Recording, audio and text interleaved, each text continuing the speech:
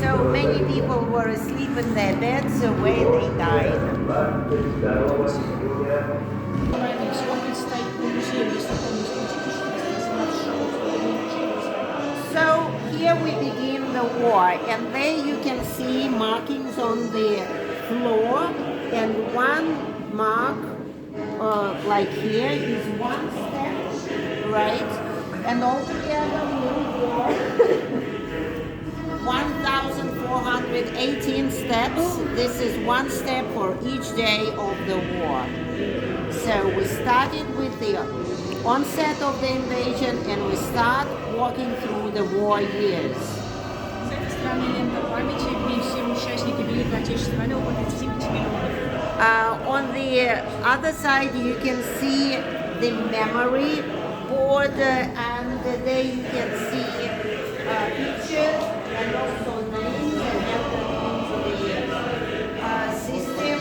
You can actually draw any person, image and name on the screen, and altogether 35 million people participated in the war, and many Russian people can find their great-parents and great-grandparents there.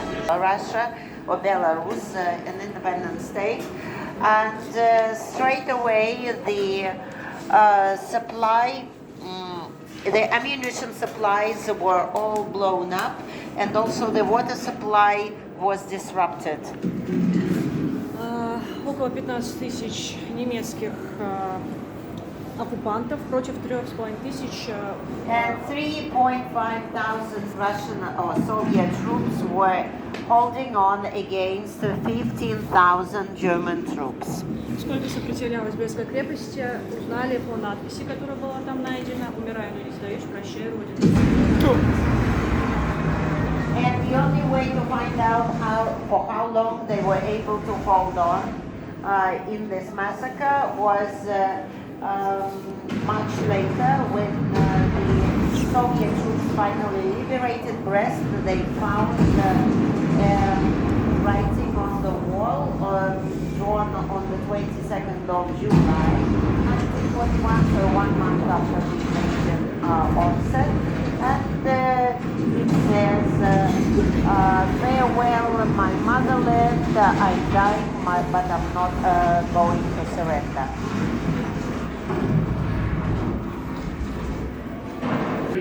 After the onset of the war, the military were doing their job, trying to hold on, trying to stop the Nazi invaders. However, the peaceful people had to be evacuated. And during the first months of the war, 22 million people were evacuated to the east of the European part of Russia and beyond into the southern Asian part of Russia. Брали с собой только самое необходимое, и, конечно, город происходил под постоянным обстрелом противника. Evacuation took place under heavy shelling of Nazi German army, and many people died. Needless to say, you could only pick up your essential belongings and leave all the valuables behind. And evacuation of industrial facilities was done like in haste, and you just put the machine tools on a platform like this, maybe cover it up with something, and then transport it to Siberia or beyond the reach of Nazi German bombers. Уже через 1,5-2 месяца Prizes were evacuated in the eastern parts. It was to seize Moscow, to take Moscow, and here you can see how Muscovites were preparing to defend their hometown. This is the people's militia, the people's forces, not the regular army. They're getting ready to defend with arms in hands their own city. You can see they're building defense lines, trenches against tanks, and preparing for fighting in the streets.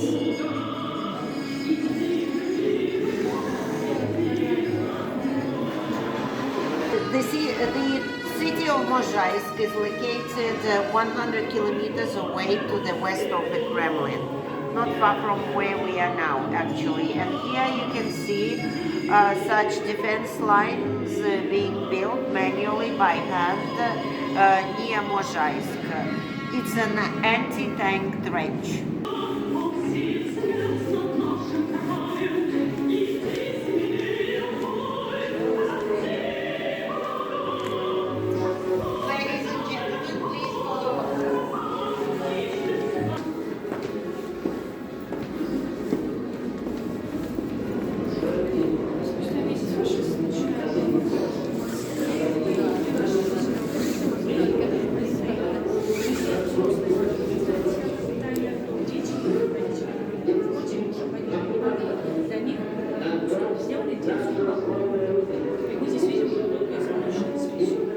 During the Second World War, especially during 1941-42, Moscow was as badly bombed as London. German Nazi bombers started bombing Moscow in July 1941, and the famous Moscow metro was used as a bomb shelter, located like 30 meters below the ground.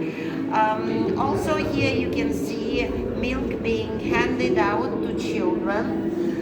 Because as much adult people could take care of themselves, but many children were either orphaned or their parents were drafted into the army. They were left behind, and the government took care of them, provided milk milk and dairy products for them. On the 7th of November 1941, Adolf Hitler was planning to take a parade in Red Square with his army, Wehrmacht. However, these plans never came true, and instead the Red Army held the parade in Red Square on the Revolution Day, 7th of November, and the leader of the nation at the time, Joseph Stalin, addressed the nation from the top of Lenin's mausoleum in Red Square. These images were broadcast across the world to the great dismay of Adolf Hitler, and it was the first information campaign that we successfully won in this war. In these images, you can see tanks in a parade, in that famous parade in Red Square on the 7th of November 1941. This parade was very special because after marching across Red Square, the tanks went straight to the battle, which was very near, like 40 kilometers away.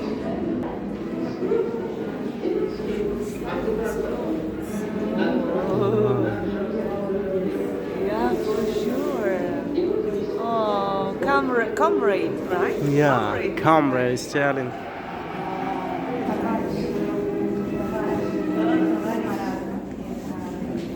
So, since Moscow was badly bombed during the initial year of the war, air defense was paramount. And here you can see the period air defense mounted on the roof over Moscow building. This is how it works.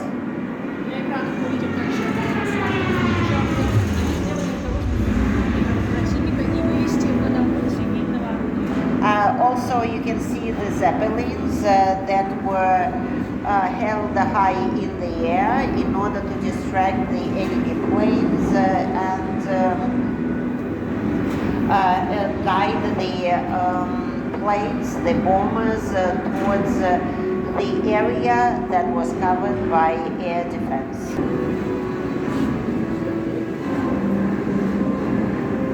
For initial months of the war, the Soviet troops were retreated until they were finally stopped near Moscow, about 60-41.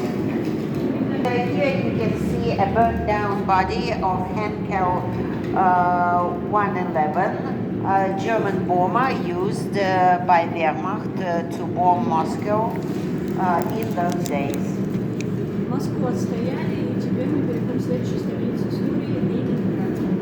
So the Battle of Moscow finished in April 1942. Moscow was saved, but we have another big city, the imperial capital of Russia, then called Leningrad. What is still Lenin? The siege of Leningrad started on the 8th of September 1941 and lasted 900 days.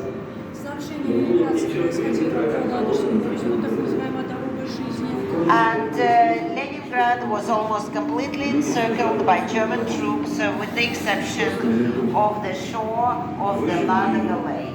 It's located near the Ladoga Lake, and you could supply essentials such as food to... Это со всех почти стран к лучшему. Мы поизмотались только, и Колька наверняка погиб. Дорога на Новую Nanskoma is entirely dedicated to the guns and weapons used by the Red Army, the Soviet Army, during the Second World War. Давайте какую-то самую знаменитую.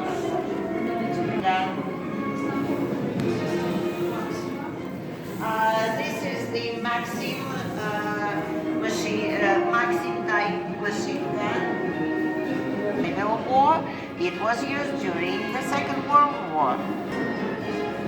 Ladies and gentlemen, please follow us into the next room. Then we will pass.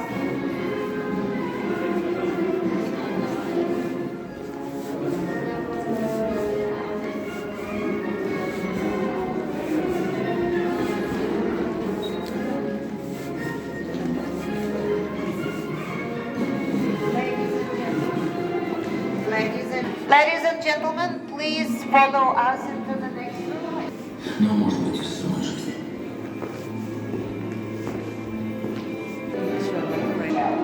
Right? Artillery weapons. Among all the varieties of the artillery weapons, we would like to single out the famous Katyusha multiple launch rocket system. It was invented by the Soviet, right? And it could produce like an overwhelming fire on the enemy. А насколько она далеко стреляла? Like 8 to 10 kilometers away from the base. Yes, where it is staged. So it is quite powerful and developed for its time, and Nazi Germans, they really feared our Katyusha.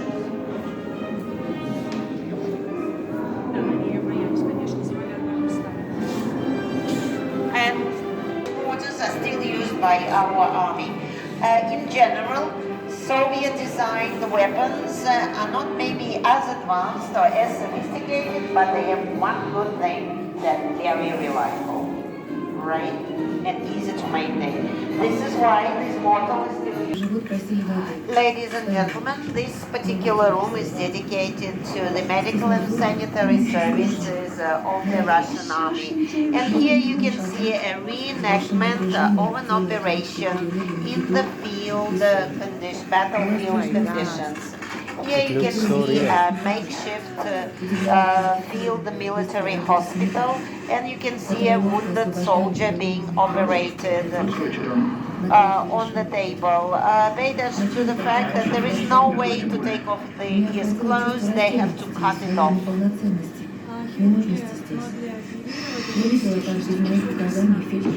Surgeons could operate up to 36 hours without going to bed, without sleeping.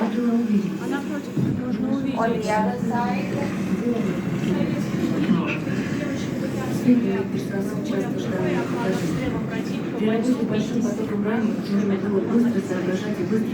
there you can see a brave woman. She's a Russian army or Soviet army nurse, and they had to drag wounded soldiers from the battlefield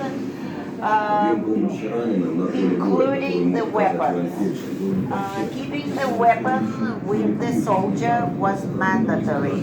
So these women, usually smaller and physically weaker than men, had to drag a whole person away from the battlefield in front military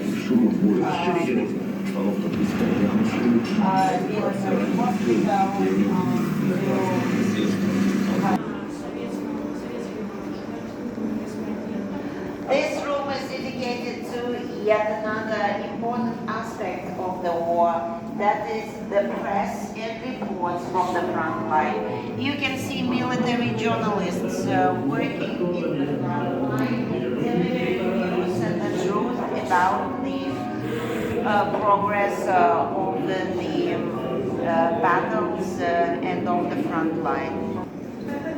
Yeah, like this.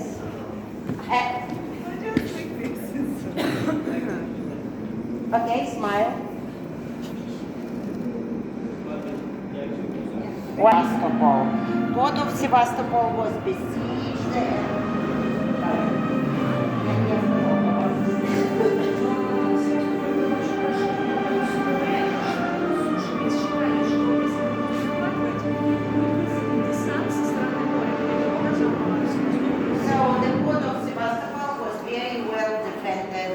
from the side of the sea because we did not expect the enemy to break through from the north, from the land.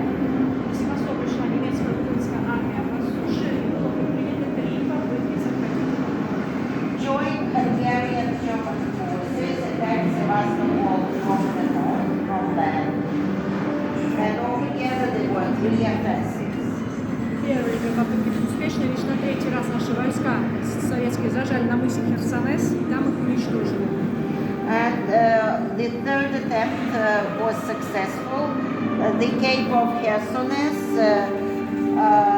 was a site of a bloodiest battle. Our troops were encircled there and unfortunately they perished. Soviet troops attacked Sevastopol-based German Hungarian forces, again from the north, from land, and the same Cape of Chersones was again a site of a bloody battle. Their troops were encircled.